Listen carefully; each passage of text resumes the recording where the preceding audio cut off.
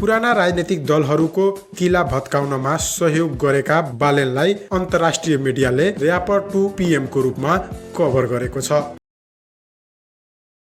Our final story tonight is from Nepal, which is on the cusp of a major political shift. A 35-year-old rapper turned politician is set to become the country's next prime minister. His name is Balendra Shah. यस पटकको आम निर्वाचनले लामो समयपछि नेपालमा विश्वको ध्यान खिचेको छ। पुराना राजनीतिक दलहरूको असामान्य पराजय र नयाँ राजनीतिक शक्तिको अपूर्व चुनावी नतिजाहरूमा सम्भवतः सबैभन्दा बढी उचार्निए उम्मेदवारको नाम हो बालेन्द्र शाह।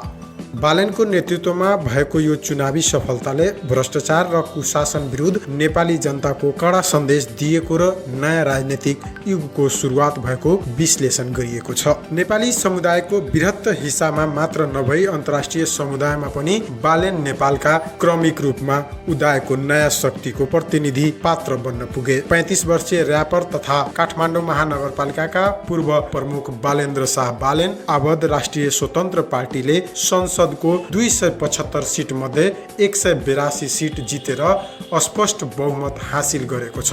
यो नेपालको आधुनिक इतिहासमा एकै दलले प्राप्त गरेको सबैभन्दा ठूलो म्यान्डेट हो। पुराना राजनीतिक दलहरूको किला भत्काउनमा सहयोग गरेका बालेनलाई अन्तर्राष्ट्रिय मिडियाले र्यापर टु PM को रूपमा कभर गरेको छ। यस विषयमा इन्फ्लुएन्सरहरू, पोडकास्टरहरू र कलाकारहरूले पनि आफ्नो मत राखेका छन्। 2079 सालको स्थानीय निर्वाचनमा काठमाडौँ महानगरपालिकामा स्वतन्त्र उम्मेदवारी दिएर राजनीतिमा प्रवेश गरेका बालेन शाहले विजय हासिल गरे। मेयर हुँदा उनले सडक सरसफाई, सांस्कृतिक सम्पदा संरक्षण, भ्रष्टाचारमा शून्य सहनशीलता र युवा रोजगारमा आफूलाई केन्द्रित गरे। उनलाई टाइम म्यागजिनले सन् 2023 को टाइम 100 नेकस्ट सूचीमा समावेश गरेको थियो, जुन विषयलाई नयाँ आकार दिएका 100 उदयमान नेतृत्वकर्ताहरूको प्रतिष्ठित सूची हो। भदौ 23 र 24 मा सामाजिक सञ्जालमा प्रतिबन्ध, भ्रष्टाचार र बेरोजगार विरुद्ध जेनजीले सडक आन्दोलन गरे, जसमा 77 जना निहत्था नागरिकहरूको